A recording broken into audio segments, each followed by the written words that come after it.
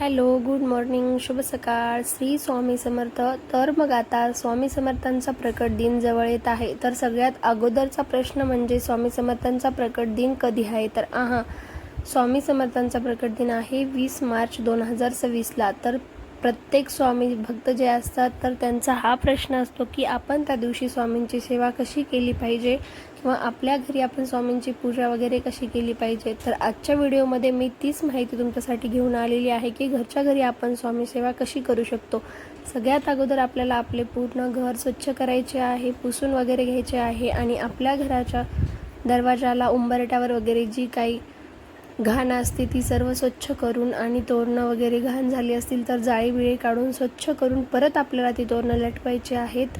आणि आपल्याला त्या दिवशी स्वामी समर्थांचा अभिषेक पूजा करायचा आहे, गुरुचरित्र वाचायचं आहे. तर स्वामी समर्थांची पूजा अभिषेक करण्यासाठी काय काय साहित्य लागते तेही आपल्याला ह्या व्हिडिओमध्ये पाहायचं आहे व ते काय काय घ्यायचं, कसं घ्यायचं आणि पूजा कशी करायची, पूर्ण व्रत उपवास जे काही असेल ते पूर्ण आपण ह्या आजच्या व्हिडिओमध्ये पाहणार आहोत.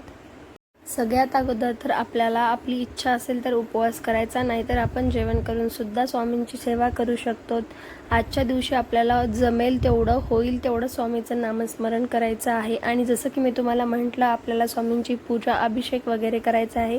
त्यासाठी आपल्याला ताटामध्ये घ्यायचं आहे हळदी कुंकुम, चंदन घ्यायचं आहे स्वामींना लावण्यासाठी, एक स्पून घ्यायचा आहे अभिषेक वगैरे करण्यासाठी, फुलं घ्यायची आहेत, स्वामींची आवडती पिवळी फुलं घ्यायची आहेत, गुलाबाची फुलं घ्यायची आहेत आणि पंचामृत बनवण्यासाठी महत्त्वाचं म्हणजे आपल्याला घ्यायचं आहे तूप, मध, साखर, दूध आणि दही. तर तेही मी तुम्हाला दाखवणारच आहे की कसं घ्यायचं आहे. तर आणि नंतर आपल्याला प्रसादासाठी घ्यायचे आहे खडी साखर आणि गूळ खोबरं. तसं तर स्वामींना आपण फळाचा नैवेद्यसुद्धा दाखवू शकतो, खडी साखरसुद्धा दाखवू शकतो किंवा गूळ खोबरंसुद्धा दाखवू शकतो. तर जे तुम्हाला कुठलं अवेलेबल होईल त्या गोष्टी तुम्ही नक्कीच स्वामींना अर्पण करू शकतात. नंतर आपल्याला घ्यायचा आहे कलावा, अगरबत्ती. आता आपण पंचामृत बनवून घेऊया. त्यासाठी मी घेतलेलं आहे दूध, नंतर त्यामध्ये थोडंसं दही मिक्स करून घेतलेलं आहे, नंतर त्यामध्ये थोडीशी साखर टाकून घेऊयात आणि 4 नंबरचा प्रकार म्हणजे तूप. थोडंसं किंचित तूप ॲड करायचं आहे आपल्याला त्यामध्ये आणि नंतर मध टाकायचं आहे. मी शक्यतो देवांसाठी थोडंसं वेगळंच तूप काढून ठेवते, कारण आपण त्याला सारखं हात लावून वगैरे खरकटं करण्यापेक्षा जमलं तर तुम्हीही नक्कीच तसं करायचं. देवांसाठी थोडंसं तूप, तेल वेगळंच काढून ठेवलेलं चांगलं.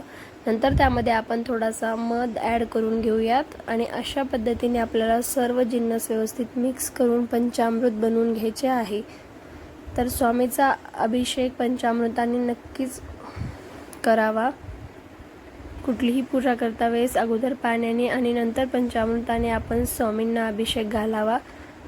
पूजेमध्ये ती एक महत्त्वाची स्टेप आहे. तर अशा पद्धतीने आपल्याला एवढं साहित्य घ्यायचं आहे, खडी साखर, गूळ, पुन्हा नंतर पाणी घ्यायचं आहे, प्लेन जल, दिवा घ्यायचा आहे तेलाचा किंवा तुपाचा किंवा दोन्ही घेतले तरी चालते, चंदन घ्यायचं आहे, कलावा घ्यायचा आहे, अगरबत्ती घ्यायची, हळदी कुंकुम घ्यायचं आहे आपल्याला आणि पंचामृत.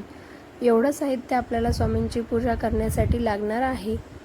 हवं तर तुम्ही एक नारळसुद्धा घेऊ शकतात कलावा बांधून. आपल्या मनातील इच्छा स्वामींना बोलून आपण ते नारळ अर्पण करू शकतो. ते ऑप्शनल आहे, तुम्ही तुमच्या इच्छेनुसार नक्कीच घेऊ शकतात. आणि परत एकदा तुम्ही पाहू शकतात एवढं साहित्य स्वामींचा अभिषेक करण्यासाठी लागतं. जर यामध्ये माझं काही मिस झालं असेल तर ते तुम्ही नक्कीच ॲड करू शकतात. आणि यामध्ये राहिलेले आहेत तांदळाच्या अक्षदा. आपण जेव्हा निरंजन लावून घेतो तेव्हा तिथे निरंजनाखाली टाकण्यासाठी आपल्याला अक्षदा लागतात, म्हणून अक्षदा म्हणजे तांदूळ थोडेसे आपल्याला यामध्ये ॲड करायचे आहेत. तर आता पूजा कशी करायची हे मी तुम्हाला शेअर करते. सगळ्यात अगोदर आपल्याला पूजेसाठी जिथे पूजा करायची तिथे पूर्ण व्यवस्थित क्लीन करून झाडून पुसून घ्यायचं आहे. नंतर तिथे पाट ठेवायचा आहे, त्यावर एक लाल वस्त्र अंथरून त्यावर स्वामींची मूर्ती किंवा फोटो ठेवायचा. मूर्ती असेल तर मूर्तीला पाण्याने आणि नंतर पंचामृताने छान असा अभिषेक करून घ्यायचा आहे. अभिषेक झाल्याच्या नंतर स्वामींना छान चंदनाचा गंध लावून त्याच्यावर एक फूल अर्पण करून घ्यायचं आहे. शक्यतो स्वामींचं आवडतं पिवळं फूल आपल्याला अर्पण करायचं आहे. आणि नंतर आपल्याला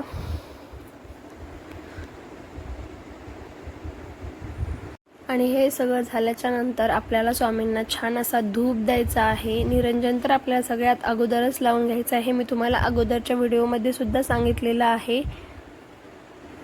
आणि आता आपल्याला वाचायचं आहे गुरुचरित्र. जसं की मी तुम्हाला अगोदर सुद्धा म्हटलं की स्वामींची सेवा कशी करायची, तर सगळ्यात महत्त्वाचं म्हणजे आपल्याला दिवसभर स्वामींचे नामस्मरण करायचे आहे. आणि दुसरी गोष्ट म्हणजे आपल्याला स्वामींचं गुरुचरित्र वाचायचं आहे. आपल्याला जर झालंच तर पूर्ण 21 अध्याय गुरुचरित्र वाचायचं, आणि जर नाही झालं तर मी तुम्हाला जसं की अगोदर सुद्धा सांगितलं होतं तर 3-3 करून आपण नक्कीच गुरुचरित्र कंप्लीट करू शकतो. आणि जर तेही शक्य नसेल तर 20 तारखेला म्हणजे स्वामींच्या प्रकट दिनाच्या दिवशी तुम्ही 14वा अध्याय